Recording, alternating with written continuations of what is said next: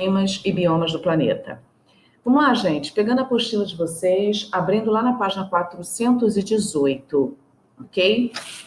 Quando nós pensamos em vocês, preparamos a aula, né? Eu, no caso, e o professor Gabriel Lopes, preparamos a aula pensando em vocês. Nós estávamos preocupados para que vocês, durante essa quarentena, não parassem de adquirir conhecimento. Para isso, nós estamos aqui. E mãos à obra. Vamos lá. Eu tenho aí a questão do solstício e do equinócio, né? Porque a Terra, na verdade, ela realiza o movimento de rotação e translação. A rotação vai nos dar o dia e a noite e a translação as estações do ano. E é esse movimento é que vai influenciar na questão da luminosidade do planeta. Lembrando que quando nós estamos no solstício de verão, o hemisfério sul está no solstício de verão, o hemisfério sul está recebendo uma quantidade maior de incidência de raios solares, enquanto o hemisfério norte está recebendo menor. E o equinócio, né? Quando chegamos ao equinócio, no caso no hemisfério sul, chega ao equinócio, o qual nós estamos no equinócio de outono, né? A Terra está recebendo por igual nos dois hemisférios aí a iluminação. Então, nós estamos no hemisfério sul, no equinócio de outono, e no hemisfério norte estão no equinócio de primavera. Mas, professora, por que isso? Porque o clima tem a ver aí com essa questão do movimento que a Terra realiza, do movimento de translação. Por isso, observe que nós vamos falar sobre os diferentes tipos climáticos do mundo, né? É quando você aí se depara, então, né? Vamos lembrar aí. Eu tenho aqui a questão das regiões de clima, né, muito frio, né, que é o clima polar, ok? O clima frio, né? Lá na página do livro da apostila de vocês, da página 418, vocês têm um mapa aí falando sobre a distribuição dos principais tipos de clima. Não é isso? Bem, o que vocês se deparam aqui? Nós temos aí o clima polar, certo? Que está aqui em roxo, tá? Olha lá o clima polar. E temos também o subpolar, gente. Não é isso? Bem, o clima polar, você tem como característica, né?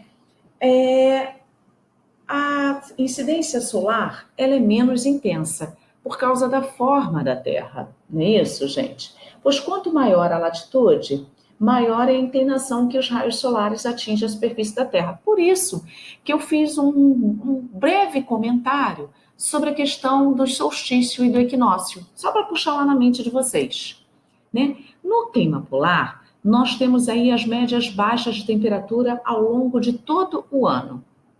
Não é isso?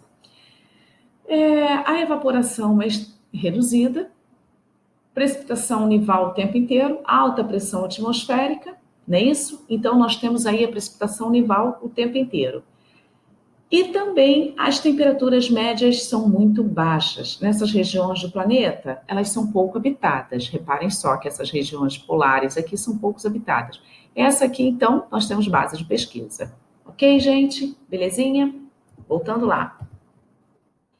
Aí, já o subpolar, né, que aqui no livro de vocês está mencionando, nós temos aí as regiões que variam nas latitudes de 50 a 70 graus e apresentam médias temperaturas, ok, gente? Que é o famoso subpolar.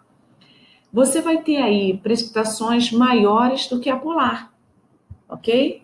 Que é justamente essa região aqui que é as subpolares, né? Tá na faixa de transição entre a polar, né, aqui nessa região. A partir daí, você tem vegetação mais complexa e com a possibilidade também de ocupação humana mais viável do que na região polar, não é? Em seguida, nós partimos aí para o clima temperado. Ó, o clima temperado. Tá? Lembrando que o subpolar é essa faixa de transição aqui, e o clima temperado.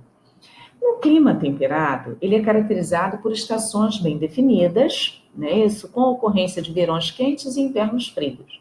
A amplitude anual e quantidade de precipitação maior no verão do que no inverno. as estações do ano são bem demarcadas justamente no clima temperado. E no Mediterrâneo também e subtropical, tá, gente?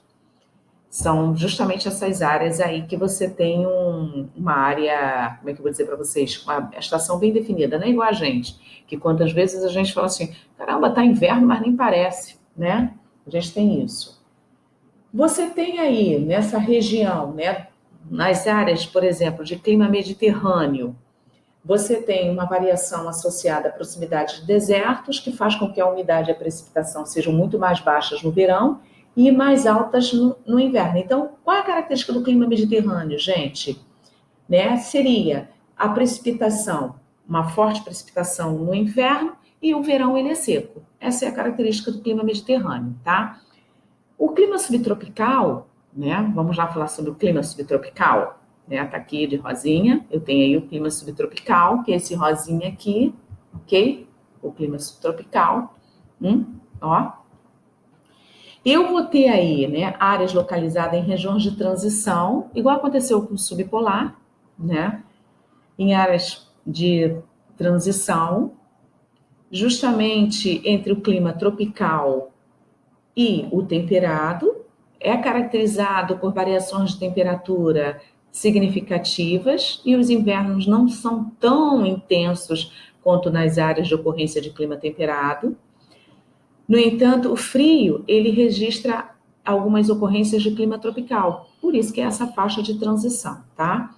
Nós temos aí a ocorrência desse tipo de clima, né, justamente no sul da América do Norte, no centro-sul da China, observa só, no centro-sul da China, bem aqui pequenininho, no centro-sul aqui. Nós temos no sul da África, tá? E no litoral sul e sudeste da Austrália. Aqui. Bom, gente, litoral sul e sudeste aqui, tá muito pequenininho aqui nesse mapa, e sudeste da Austrália. Temos também, né, o clima tropical superúmido e úmido continental. Esse, no caso, são considerados climas megatérmicos, que apresentam médias altas de temperatura anual e baixa amplitude térmica, que é o nosso caso, né, gente, que é o clima aí tropical, né? Nós temos o clima tropical.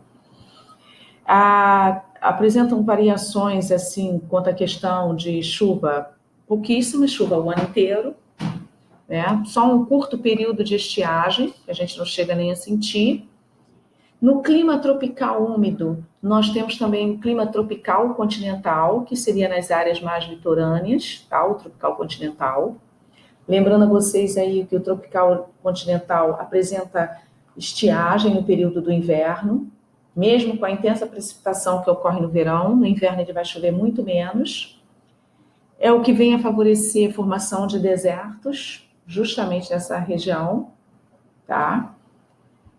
É que nós temos. E também nessa área, nós temos também a questão do clima de monções, que está lá na apostila, na página 423, que ocorre muito nessa região aqui, o clima de monções, tá? Você tem o clima de monções, apresenta verões extremamente úmidos. O verão, por exemplo, ele pode acumular mais ou menos 1.000 milímetros de chuva aí direto, tá? E no caso, o inverno, ele tem aí uma variação, o inverno ele já é bem seco, ele fica com longos períodos de estiagem. Então, durante o verão nós temos fortes chuvas e no inverno a seca. Esse clima, ele é muito agradável para quem utiliza como economia a risicultura, tá?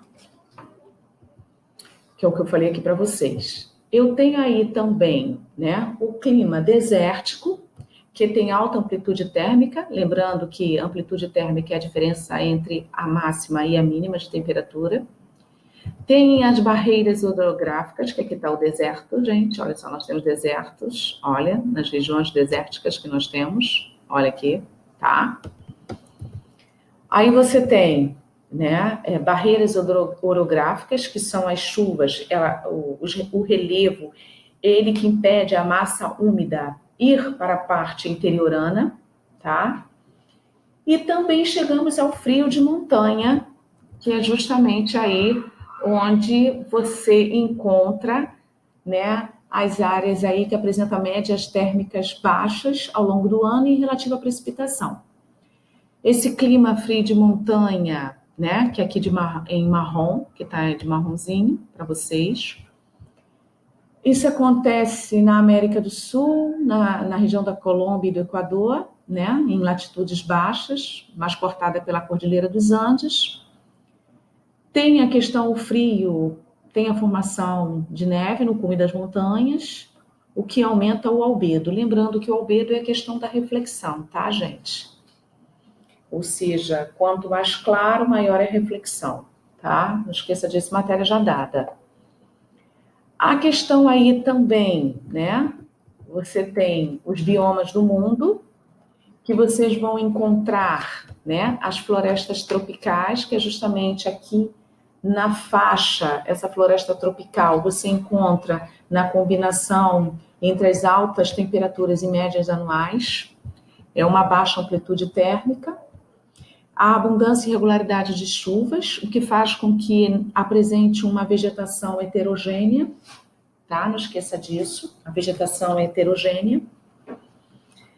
Você tem também, né, na floresta tropical, um solo, ele tende a sofrer a lixiviação, em virtude do intenso regime de chuva, porque são áreas que chovem muito, então ele sofre o processo de lixiviação. É um dos biomas mais ameaçados pelo avanço da agropecuária e da expansão urbana. Sofre um intenso processo de degradação. Esse processo tem gerado um desequilíbrio ambiental, onde provoca até a redução do índice pluviométrico, tá? Porque vai ocorrer uma redução na evapotranspiração, logo um obstáculo, ou seja, para a formação de nuvens. Favorece disseminação de doenças como a malária, a febre amarela, tá? E a degradação do solo.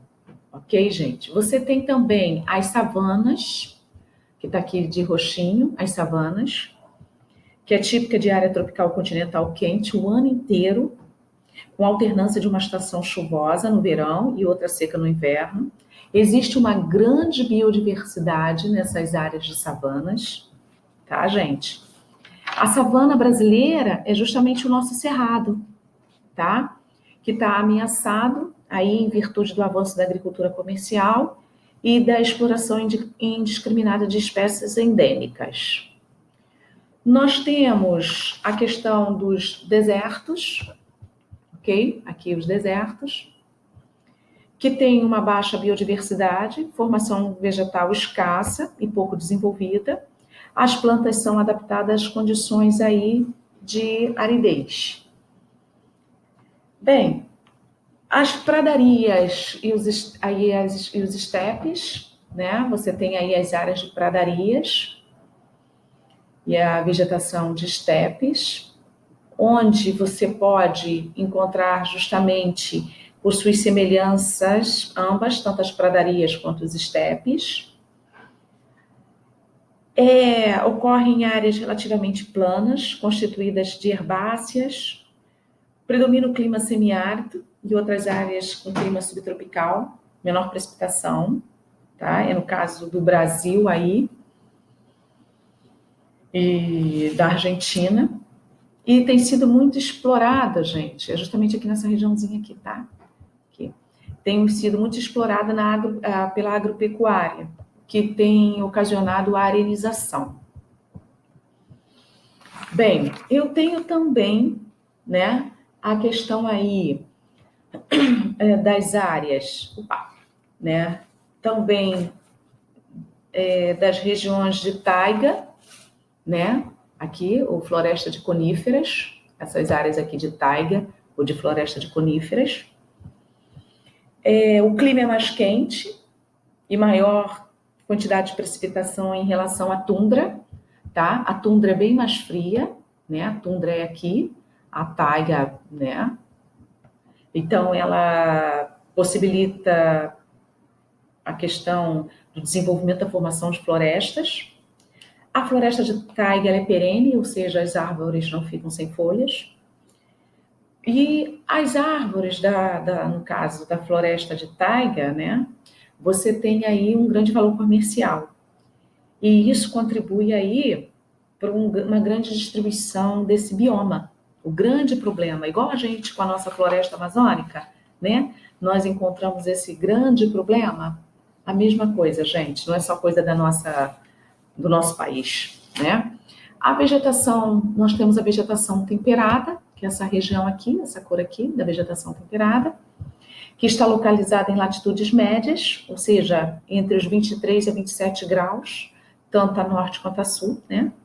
Você tem aí também, ela tem uma variação de temperatura bem acentuada, apresenta várias camadas de vegetação. O solo, ele é rico em nutrientes, dessa região aqui, tem um solo rico em nutrientes. Esse bioma foi quase totalmente destruído. Hoje apenas encontramos algumas manchas, tá, das florestas que permanecem intactas.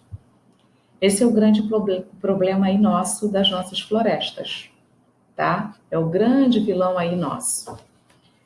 Eu tenho aí na floresta, no caso, gente, na nossa floresta tropical, quando eu falei que ela é uma floresta heterogênea, nós encontramos vegetação aí do tipo higrófilas e hidrófilas, né? Lembrando a vocês que as higrófilas, higrófilas, são plantas adaptadas a regiões com muita umidade e elevado índice pluviométrico, e as hidrófilas é adaptada ao meio aquático. Por exemplo, é a Vitória Régia. A Vitória Régia é uma hidrófila. Pronto, para ficar mais fácil aí para vocês, que todo mundo sabe o que é uma Vitória Régia.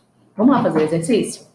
Lá na página 434 da apostila de vocês, né? Vocês estão abrindo aí na página 434. Na questão 3, vem mostrando aí uma imagem, né? Um tipo de vegetação que se encontra no processo de destruição causado pela atividade antrópica. Gente, você percebe aqui pela imagem que é uma vegetação aí bem heterogênea, né? Tem uma diversidade aí pela imagem, você percebe. Acho que eu já dei a resposta. Que tipo de vegetação é, gente? Qual é a alternativa? Quem respondeu a letra D está correta, né? Ele mostra uma floresta tropical equatorial, com algumas características importantes, que é o que eu falei para vocês, são florestas estratificadas e latifoliadas, ou seja, folhas largas. Perennifólias quer dizer que as árvores não ficam sem folhas, com predominância de plantas higrófilas, que eu acabei de explicar a vocês, ou seja, né, essas higrófilas são adaptadas a elevado índice pluviométrico, tá? Vamos lá na outra. A vegetação, no caso da 439, vamos lá, pegando a questão da 439 da apostila, a vegetação varia de local para local, né? Para local baseada, sobretudo, nas características climáticas. Gente, a questão 2 da página 439, tá? Que acabam por influenciar os fatores naturais, como a rede hidrográfica e a distribuição dos solos, criando os denominados biomas. Nesse sentido, no norte da Europa, Ásia e América do Norte, predomina uma vegetação rasteira, de crescimento lento e adaptada ao clima frio e de altas montanhas, que se desenvolve sobre solo congelado, denominado permafrost.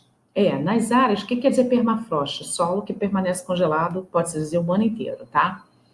O bioma ao qual esta passagem se refere, gente, que é frio o ano inteiro,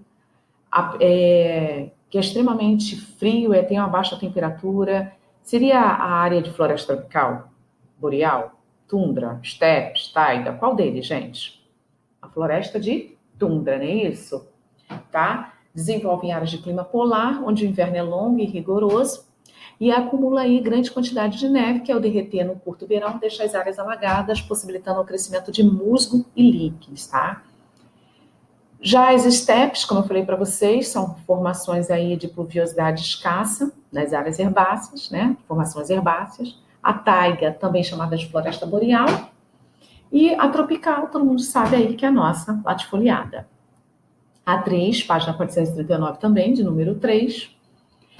Você tem aí um climograma, onde as barras representam a quantidade de chuva, alinha a temperatura, tá? Você tem, neste tipo de gráfico, as temperaturas são representadas pelas linhas e as chuvas pelas colunas. A distribuição das chuvas no decorrer do ano, conforme mostrado no gráfico, é um parâmetro importante na caracterização de um clima. Logo, né, quando você lê aqui a respeito desse climograma, qual a conclusão que vocês chegam? Por exemplo, está errada, pois o que importa é o total pluviométrico anual. Será que é isso, gente? A distribuição de chuvas? Será que é isso que faz com que a quantidade de chuvas mensais, sendo chamadas de clima, é ele que vai dar a temperatura referente? Né? Qual foi a alternativa que vocês marcaram, gente? Quem marcou a letra bola, letra B, está correta. Por que eu gosto de falar bola? Todo mundo sabe por quê, né, gente? Para não ter confusão aí. Né, você percebe que os parâmetros para a elaboração de climogramas são a temperatura e a pluviosidade, são os dois, que em conjunto afetam as condições de umidade. Né, já a A diz que a distribuição das chuvas é um dado importante, mas eu tenho que ter o clima. A C, as chuvas e temperaturas são implicitamente ligadas, não são, né? Estão extremamente ligadas, e a C diz que a distribuição das chuvas não tem nenhuma relação com a temperatura, claro que tem, até as correntes marítimas, eu falei isso para vocês, né? E D, né, que seria a falsa, que define as estações climáticas e a translação da Terra em torno do Sol. Peraí, ela é falsa por quê? Porque ela diz que o que vai definir as estações climáticas, não é isso que define, né, gente? O que define as estações climáticas é a translação, o movimento de translação, né? E a temperatura também é fundamental. Não é, pois, aí está dizendo que é certa, pois o parâmetro que define o clima é uma dada área. Não, é a temperatura, né, gente? O que eu quero agora que vocês façam, gente? Feito o exercício, né, tem mais exercícios lá na apostila, vocês simplesmente vão pegar o material de vocês, vão dar uma lida, marcar as partes principais, depois ir lá no blog, pegar as folhas de exercícios e simplesmente aí, depois na outra aula, né, vão tirar todas as dúvidas. Anotem as dúvidas que vocês estão encontrando. Eu espero vocês